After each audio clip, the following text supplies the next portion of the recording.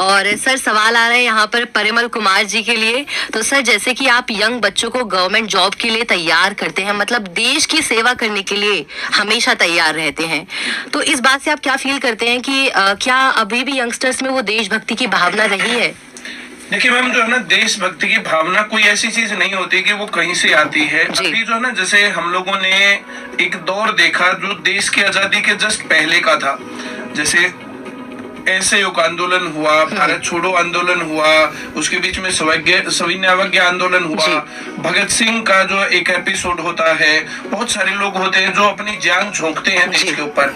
तो एक वो जो दौर था, उस दौर के अंदर बहुत लोगों के सामने एक लाइव मोटिवेशन था कि देश के लिए काम करना चाहिए। उनका नाम होता था, उनके घर वालों को सम्मानित किया जाता था, और चीजें जो है जैसे पूरे देश के लोगों के सामने वो चीजें आगे बढ़ती थी।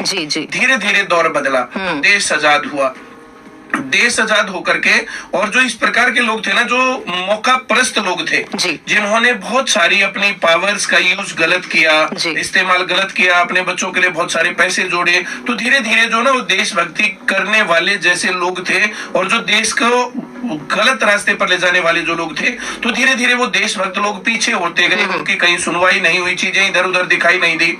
और हम लोग बात करें कि हमारे देश में जो हमारी पीढ़ी से पहले वाले लोग थे, इन लोग जो हमारे पेरेंट्स लगा लो, और उसके बाद की जो पीढ़ी थी, हर 10 साल में 5 साल में पीढ़ी बदलती है, तो वे लोग जो थे ना, तो 30-40 साल तक उन्होंने कोई काम किया ही नहीं देशभक्ति के ऊपर। चीजें प्राइवेट होते गई, उन्होंने आवाज नहीं उठाई। चीजें जो है गवर्नमेंट इंस्टीट्यूशंस बेचे जाने लगे, तो उसके ऊपर उन्होंने आवाज नहीं उठाई। एजुकेशन का जो है हाल खराब होने लगा, उन्होंने आवाज नहीं उठाई। करप्शन बढ़ने लगा, उन्होंने आवाज नहीं उठाई। लेकिन आज दोबारा से वो रास्ते पर आ रहे हैं।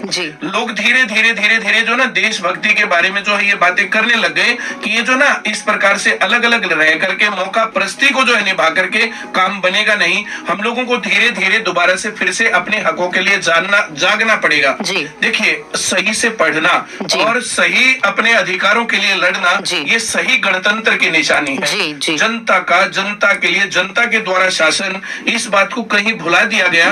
और जितने अफसर हैं और जो आजकल के जो नेता हैं, ये सभी के सभी इस रास्ते पर चले गए, इस ट्रैक पर चले गए हैं कि हम राजा और ये गुलाम। कहीं पर सुनने को लोग तैयार नहीं है। लेकिन आप बड़ी खुश होंगे ये बात सुनकर के, पूरे हरियाणा के अलग अलग गांवों से भी आवाज उठी है कि शिक्षा को चालू किया जाए। अभी जो एक कोविड पेंडेमिक है, इस कोविड पेंडेमिक के अंदर जो एजुकेशनल इंस्टीट्यूट्स को सबसे पहले बंद करते हैं, तो ओपन करवाने के लिए हर जगह से आवाज उठी है, और ये मेरे लिए बहुत खुशी की बात है। और जो एजुकेशन के लिए आवाज उठना, देश के लिए आवाज उठना, रोजगार के लिए आवाज उठना, ये बड़ी चीज है। वरना देश की जनता को अलग अलग जो है पार्टियों के अलग अलग एजेंडों ने, कभी धर्म के नाम पर, कभी जाति के नाम पर, और कभी चीजों के नाम से, तो जो सही मुद्दे थे वे टोटली भुला दिए गए। अब वो मुद्दे भूल गए तो लोगों के अंदर देशभक्ति की भावना खत्म हो गई। धीरे धीरे ये बातें वापस से उठेंगी, और लाइब्रेरी कल्चर के ऊपर बातें होने लग गई हैं, पढ़ाई के ऊपर बातें होने लग गई है। तो ये जो है बहुत अच्छी बात है। आप किसी भी कॉमन मैन के पास जाकर के बातें करेंगे ना, तो पढ़ाई बहुत जरूरी है।